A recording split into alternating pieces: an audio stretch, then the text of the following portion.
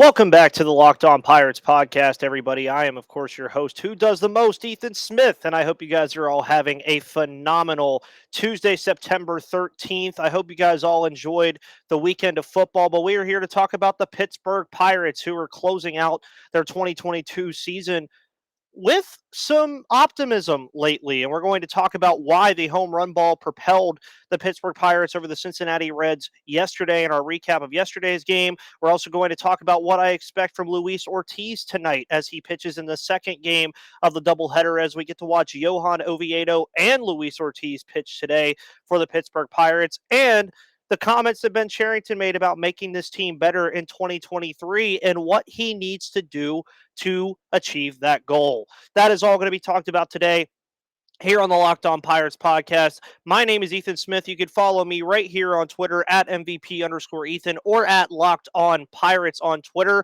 Tomorrow is Mailbag Wednesday, so make sure you submit your questions to be answered here on this podcast every single Wednesday, as we do all the time, and we'll continue in the off season as we cover everything that happens in these very busy offseason the Pirates could potentially have. With that said, guys, thank you so much for tuning in every single day here on the Locked On Podcast Network, where it is your team, your Pittsburgh Pirates, every single day. And let's get into today's episode. You are Locked On Pirates, your daily Pittsburgh Pirates podcast. Part of the Locked On Podcast Network, your team every day.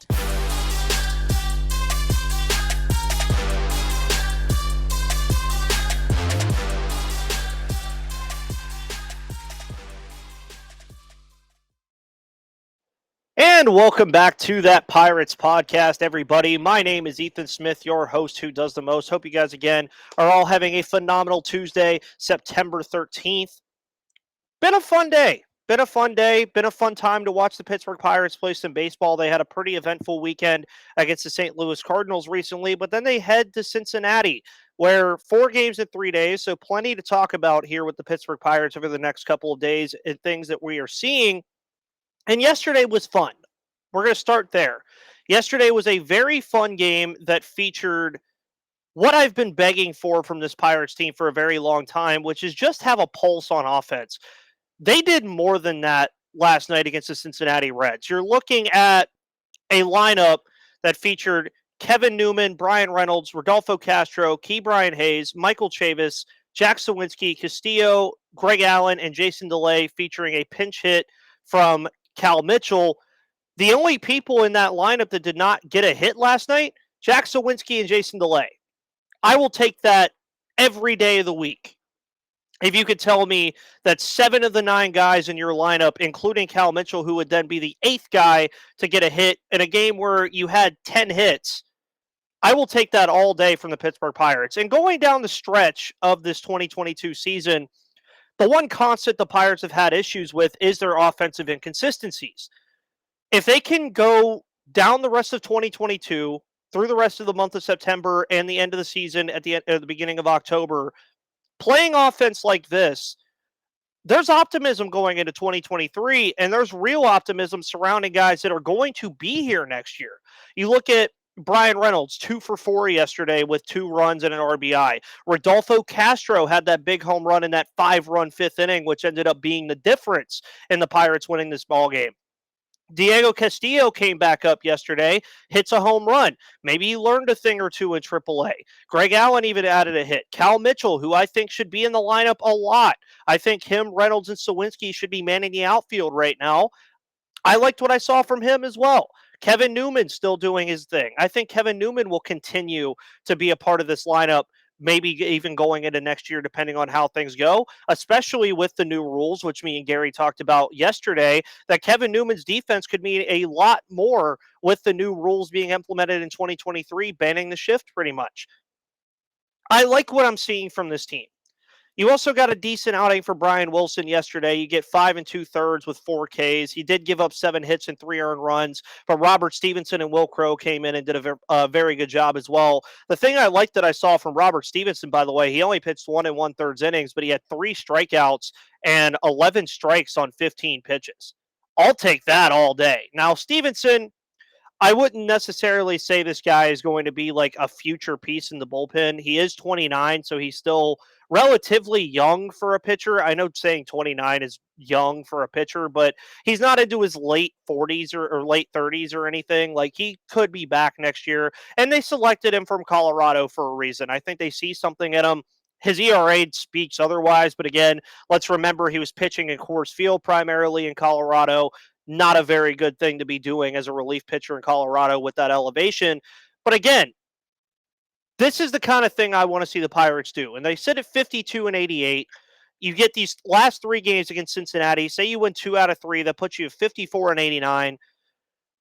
I think it's plausible to say that this team, if they continue to put the best lineups out there that they can put out there and score the way they did yesterday without O'Neal Cruz, may I remind you, I don't think this team is going to lose 100 games. Now, it's very plausible they do. Their last 6 are against St. Louis. St. Louis is going to be jockeying for playoff position. You still have another series against the Reds, another series against the Cubs, and you play the 2 New York teams. Realistically, if the Pirates can handle business, which I know is very funny to say about this team, against the Reds, against the Cubs, the teams that are a little lower, those teams that they still play, you could split the series with the Yankees because it's only a 2-game series and play well against St. Louis and avoid that 100 loss mark. Now, you guys also know me. I'm going to tell you right now, if they lose 100 games or lose 99 games, it's not really going to matter anyway, but it would be a step forward. Right? Like, it would be, okay, cool. We didn't lose 100 games. And I think that's something that the team internally can go after and say, okay, let's not lose 100 games. Let's end the season strong. And with the offense that they had yesterday, with the pitching they got from Bryce Wilson, again, he did give up 7 hits and 3 earned runs. But again, my track record of saying this team, when they score 5 runs, is going to win more games than they lose, reigned true over about the past week. I mean, the only game they lost, I think, that they scored 5 or more runs was Saturday against the Cardinals when they lost 7-5. They won 8-2 on Friday. They went 6-3 yesterday.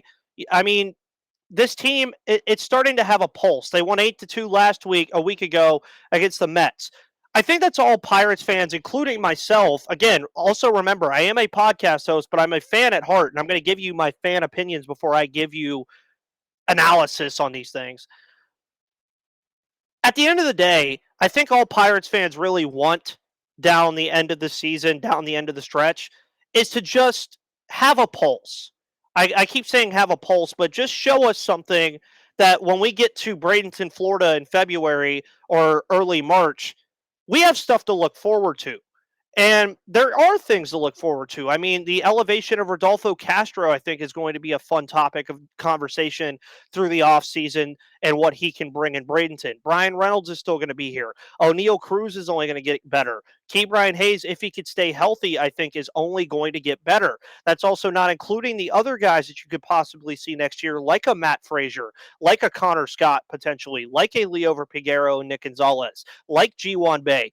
Maybe even Mason Martin at some point next year. There's a lot of other pieces that are going to be on the way, but later in the podcast, we're going to talk about why Ben Cherington needs to not only put an emphasis and keep the emphasis on the young guys, but bring in some talent that is going to help supplement these young guys like Castro and Cruz and Cal Mitchell and Sawinski and the other players on this team that have a future here. And that's how you build a good team. Is you have to go out in free agency, bring in actual players, like very good players, to supplement your young talent so that these guys don't feel rushed into having to be the guy or be him, as they like to say nowadays, right off the bat. And that's not what any of us are asking because we know how prospects work. Not every prospect is going to work out. You've seen that this year with the Pirates. You've seen that it is a dartboard game. You're throwing darts at the wall to see which one sticks, or if you're hitting a bullseye. It's not always going to hit. Not every prospect is O'Neal Cruz. Not every prospect is Wander Franco or Julio Rodriguez. So at some point, the Pirates are going to have to add externally. They can keep it internal as long as they want, but at some point they are going to have to use some of these prospects or use some of the money that I'm sure Nutting and Cherington have at their disposal to make this team better. Before we get into Luis Ortiz's upcoming debut this evening, in the second game of the doubleheader against the Cincinnati Reds, I want to let you guys know about the wonderful people over at Bet Online. BetOnline.net is your number one source for all of your pro and college football betting needs and sports info this season. Find all of the latest football league developments, game matchups, news, and podcasts, including this year's opening week games. BetOnline is also your continued source for all of your sporting wagering information, including live betting, esports, and scores. The fastest and easiest way to check in on all of your favorite sports and events, including Major League Baseball, MMA, boxing, and golf. Head to the website today or use your mobile device to learn more about the trends and action happening around the league, and BetOnline is where the game starts. Cincinnati is favored in the first game of the two tonight, as they're heading into this one on a 3-game losing streak, with Johan Oviedo facing Luis Sessa. And then I believe tonight the Reds are also favored with Luis Ortiz facing Espinal. So we'll see if the Pirates, as an underdog, can continue to beat the Cincinnati Reds team that has been not playing that great as of late. We will see how they end up playing, and I want to see a good performance from Johan Oviedo and Luis Ortiz, who is going to be the topic of discussion here in segment number 2. Luis Ortiz comes up from AAA, joins the taxi squad. I do think this is just a cameo start. We will see what we get from him, but he has been lights out lately for Indianapolis. He gets promoted from Indianapolis recently. 23-year-old right-hander. He was an international signing in 2018. Kind of has flown under the radar in the system, but I do like to see what he can provide. Combined 4.56 ERA over 124 and 1/3 innings in AA Altoona and AAA Indianapolis. His biggest thing that Ortiz struggles with, and I want to see it tonight, is he does struggle giving up the home run ball very, very often, I will say. That's something that a lot of these AAA pitchers do struggle with, and a lot of the pitchers on the Pirates do struggle with. But let's not forget that Ortiz just threw 6 no-hit innings on September 8th, which I think is a big reason why they're calling him up. One, because he's very confident right now. He's facing a Reds lineup that isn't very good, and I think he has a good chance to perform well. Now, I don't know if he'll. This is the thing that I think is getting lost in translation here with this. He is listed as the starter, but we'll see if they actually let him perform as a starter. It is a doubleheader, so I would like to see him perform as a starter, but I wouldn't be surprised if the Pirates treat it more like they've treated Johan Oviedo, where it's 3 at max 4 innings of work for Ortiz. Now, for Ortiz, by the way, upper 90s fastball profiles, that's his pitch. His upper 90s fastball is what Luis Ortiz does. He also has a pretty decent slider. His changeup is getting there. He's been working on his changeup all year. If you've gotten a chance to watch Luis Ortiz, you can kind of tell he does rely on the fastball a lot. His command can be a little shaky on it sometimes, but he does rely on that fastball very heavily. He will use that slider very often as well, because that changeup is still improving, because that changeup is still being used as a learning mechanism for him in AAA.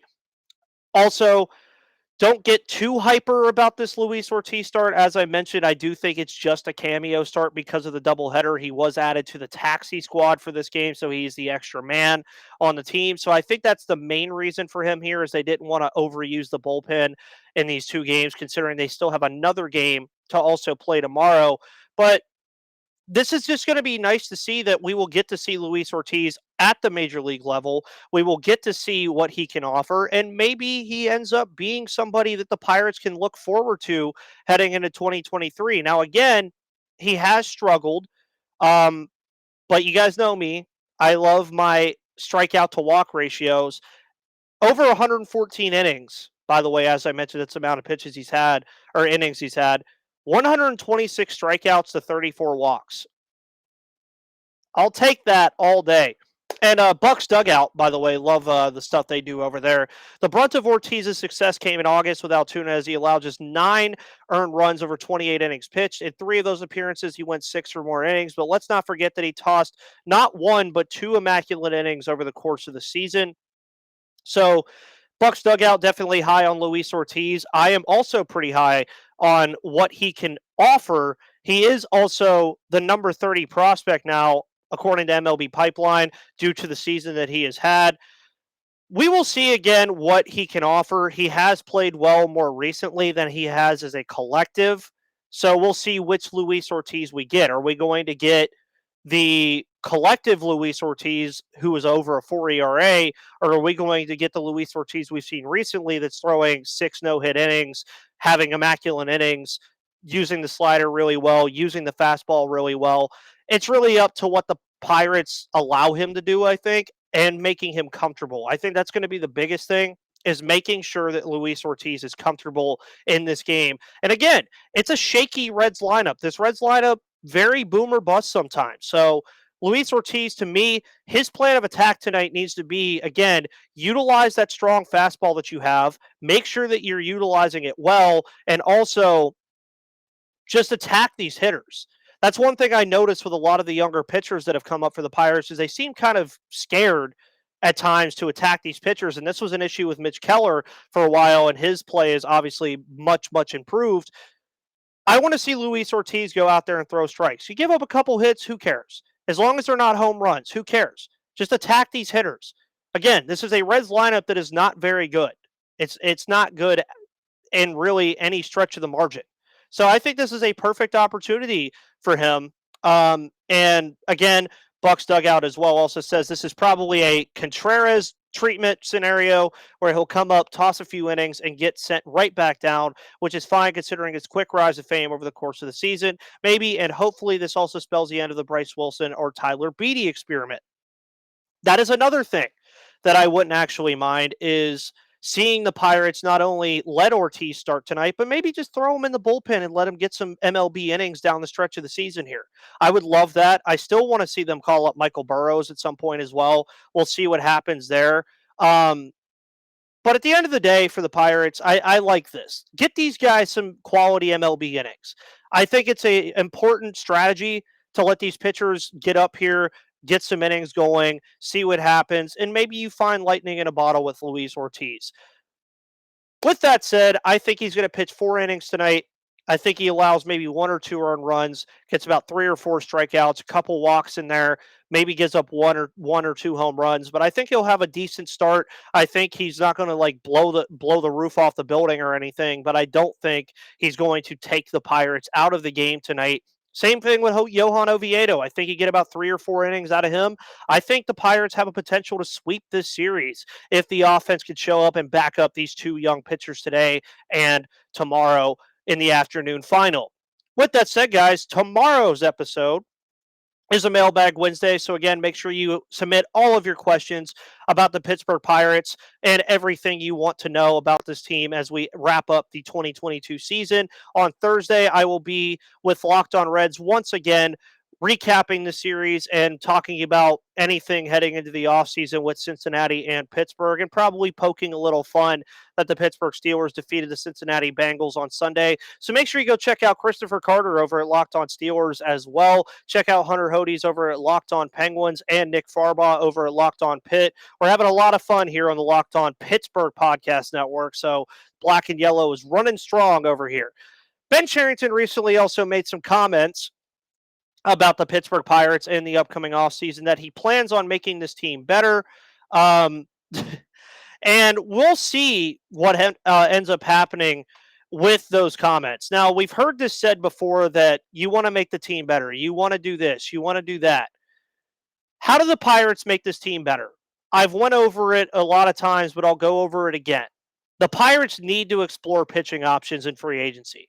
That needs to be their number one thing that they need to do. They need to explore free agent pitching options, be it in the bullpen, be it in the rotation, because you cannot go into 2023 with a rotation of Contreras, Keller, Brubaker, Thompson, and Wilson.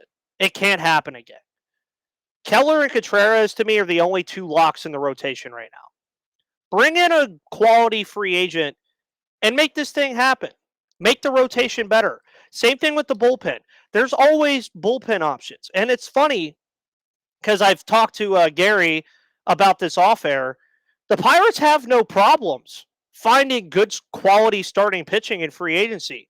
2 years ago in 2020 in 2021, they find Tyler Anderson, offload him to Seattle. He's now pitching very well in LA with the Dodgers. They find Jose Quintana this year. He pitches very well. They offload him to St. Louis.